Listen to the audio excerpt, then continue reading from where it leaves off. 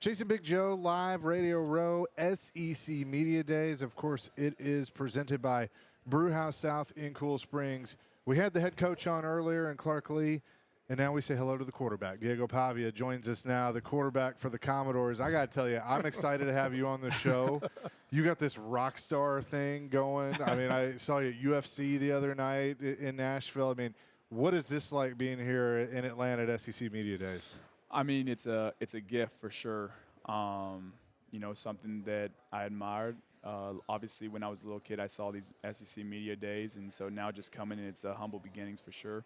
But we got more to accomplish this year, and so I'm ready for Vanderbilt football. And I love hearing you say that because you went through last year, came on the scene, newcomer of the year, and then it looked like that was going to be it. Everything worked out. You're able to come back. Why was it important for you to finish this journey at Vanderbilt with what you started with Coach Lee, Coach Beck, Coach Kill, and all your teammates? Well, I think it's important first to notice that we retained a lot of talent. We retained all our coaches. So I want to give a shout out to the donors, the alumni who support us, because without them, then we wouldn't be able to hold Coach Lee here at Vanderbilt, Coach Beck, Coach Kill, and people like that. Players follow the coaches, and so that's something I did from New Mexico State coming here to Vanderbilt, and so I'm really thankful, to first off have Coach Beck as the offensive coordinator again. It's going to be year 4 under him for me. So, but most importantly, I came back to finish something that that we started, and that's to win a national championship. It's going to be the SEC championship's going to be here in Atlanta, so I'm hoping I make the visit again. All right, so I got to say, Diego Pavia is with us. So I called the MTSU game when you played New Mexico State. You ran all over New Mexico State. I told this man here, I said, next week they play Auburn. Auburn's not going to stop you. And they didn't. Was that the moment you knew, I can play at this level and exceed at this level? Well, I believed in myself since the beginning. Since New Mexico military, I believed that I could play in the SEC. And, I wanted to my whole life.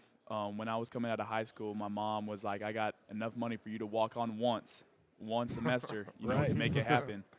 And my brother was more like, hey, check out the JUCO route. And so I ended up going JUCO.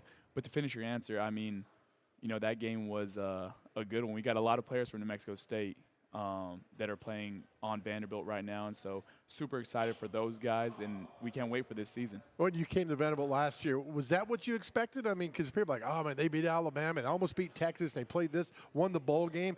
But in talking to you, you expected all this. I mean, I expected more. We undermined the mission. I feel like there's a few games that we left in the tank, right? That I wish that I could have back. I feel like Texas, every loss I blame on myself when I go home at night, and so there's always something that I could do better. Texas was a big one. 2 interceptions on tip balls was big. South Carolina, we didn't come to play. They physically beat us, and so that'll be a good game. And then Georgia State, we lost. We lost in the last 10 seconds, and so, and then you think about it, Missouri, we lost in, triple overtime or double overtime to those guys. We win those 3 games, we're in the playoffs, so we're as close as Coach Lee said, we're as close as 10-2 as we are 2-10. So we just got to keep our foot on the pedal right now. Diego Pavia is with us, Vanderbilt quarterback. Building off of that, you mentioned all the guys that came back. I think Coach said this morning you're top 10 in the country of guys that have come back. You actually have something you can build on. Like what you were just saying of leaving, a couple games that you really wish you could have back. Right. You have that opportunity to correct some of those things this year. Is that what is really exciting for you guys, that that you can kind of look back at that and you all were there and experienced it together? Right. I think there's a lot of fire under our asses right now of, hey, go get this done. Like it's something that's so tangible, and we want it so bad in the locker room. Everyone just dreams about it, goes home at night, just thinks about it.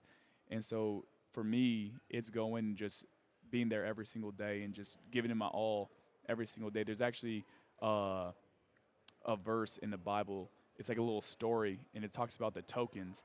And just to give it like a quick little rundown, or it's talked about talents. And I forgot the disciple, but he gave 3 people. The first person, he gave him 3 talents. The second person, he gave him 2 talents. And the last person gave him 1 talent. And the person he gave 3 talents to came back, and the disciple got 6 talents from him. Then the second one, he gave him 2, came back, he got 4 from him. The last guy, he just buried his talent. He didn't do nothing with it. And so when he came back, he just gave him his talent back. He just had one. He asked him, like, why didn't you do anything with it? And so for me personally, the way I take that is I'm 5'10", 205 pounds. You know, from Albuquerque, New Mexico. I don't run a 4.43, 4.4. And so for me, what it means is what I got is give it all I got, you know. And so that's the mentality going into this year is whatever we got, this is all it. You know, this is the last dance. How much do you play for your mom? Because you tell me that story, man, I'm back to thinking about my mom. I'm like, that's going to resonate with so many people. I mean, my mom is probably my biggest supporter of all time. She gave me a lifetime opportunity, and, you know, I'm just running with it right now. And so my mom she's fully deservingly of everything that I get. You know, she's the one who put me here, really. And so, like, whatever she wants, she gets now. And so she knows the importance that she has on my life, and, you know, this season will obviously be for her too. I love, you know, Tom Brady talks about opportunities. Everybody's going to get an opportunity, but are you ready? You had yours, and you were absolutely ready. I mean, do you go back and think, man, this is fun, and it's going to continue to be fun? How does that all measure up in your mind? I mean, winning's fun. It's only fun if you win, I'll tell you that. Yeah. I remember being at New Mexico State, we were 1-5, and it was not fun at all. And then I finally got my opportunity again against UMass. And then I told my brother, I remember texting my brother at the middle at halftime. I got my phone. I got my phone out, and we were down. Keep in mind, we were down like 17-3 or something. I got my phone out, and I was like, hey, this is over with. And I told him, like, this is the last chance, like, that I got. And so from there on out, we won 5 of the last 6, went to a bowl game in our first year at New Mexico State. Unbelievable. Diego Pavia is with us. How excited are you that Eli's back with you, too? That's like asking Patrick Mahomes how glad he is to have Travis Kelce, you know. I'm super excited. That kid is not only is he a great talent, but he's a one-of-a-kind person. Helps me, helps the whole team bring us closer to Christ. Obviously, I'm still working on it, but that kid deserves everything that he's getting and more. I love that. I love hearing that. And when people see him test his numbers, I mean, I don't know anyone else who jumps a 43-inch vertical, power cleans 365. I mean, that kid's a freak. He's a freak. Mark my words, when they see him on pro day, they're going to be like, oh, my gosh. You're going to see all those tweets and stuff about Eli Stowers, you know what I mean? Yeah. So he'll be that guy, and I'm praying for him to go first round. Oh, I think it's great. We talked to your coach earlier about you having this autonomy, this control of the offense. I mean, do you have the power to audible? Do you have the power to – what's your mindset? What's the game? What do they give you, Coach Beck give you to run the game?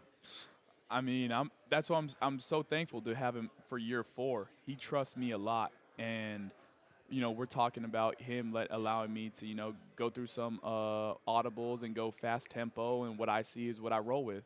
Obviously, we haven't gotten there yet, but, you know, to have Coach Beck as my coach, and he knows what I see now. I know what he's thinking, and so we're always just on the same page. If there's a mistake, we fix it on the sideline. There's not too much yelling at each other. There's not too much, you know, bickering at each other, and obviously there will be some from him and him telling me, you know, I'm a yes sir, and right. I'm going to do what he says, because in reality that's his job's on the line, you know what I mean? But he lets me roll with whatever. That's what I like. I love it. Can you text us at halftime if something's going wrong? Say, hey, Chase and Big Joe, we might be down, man, but don't count us out. Hey, I'll tell you this. I'm never out to fight. I love it. I love that. Diego Pavia is with us. How much have you worked on kind of – you mentioned the losses, and you put those on yourselves. There's always going to be the league's figured him out now. They got the film on him. I mean, they see what he can do. How much are you adjusting to kind of when you go to Tuscaloosa, or you play opponents that you played last year, where they're going, hey, wait, that wasn't in his repertoire last year. Right. I will say this. I don't want to give too much of my what I've been doing, you know what I mean? But I got a page full of notes probably for every team that we play, and how they played us, and if they choose to play us like that again, I'll have the answers to the keys. So. Okay, you keep receipts too, don't you? For sure. I think it's great. Vanderbilt, we've been here a long time covering SEC Media Days for Vanderbilt. they haven't had a true rock star come through here until you. You don't think so? It's a natural. I mean, there's a lot of rock stars there. Not with Vanderbilt football coming down here. I mean, it was kind of an afterthought, but you put him on the front page, though. You and Coach Lee have put him on the front page. People can't wait to talk to you. Well, I appreciate that comment, but I'm a nobody. You know what I mean? 7-6 ain't good enough, and I talk to my brothers about that all the time. Is that, and my mom too. My mom is like, "Man, you kind of made." I'm like, "Kind of made." I'm 7-6. Like, see me in the national championship. Let me go win a national championship, and then we'll celebrate that after. Have you paid her back yet for your getting into walking on the JUCO? And some. Attaboy. Love Yeah. it. Yeah. I can tell you this as someone that when I came out of the womb, I had two choices: orange and white or black and gold. I went black and gold. I Growing love up that. in Nashville, if you bring a national championship to Vanderbilt, I will lead the parade down Yeah. West End. We'll go find pieces of the goalpost from last year. I think my brothers might beat you to Broadway. Well, that's okay. But we'll have a great time. It's in Miami, so we'll probably stay the night in Miami. I love it. You got this all planned out. I Oh love yeah, this. you got to manifest this stuff. You got to see it That's right. before it happens. But I'm super excited just for this year, for the guys that we have around, and then our defense too. A lot of people don't talk about our defense, but our defense is really, really solid this year. It's sometimes hard to find a window to throw in at practice sometimes. So those guys are going to be well prepared, and I can't wait for this year. It's probably my funniest journey so far is here at Vanderbilt, and the funnest offseason has been here.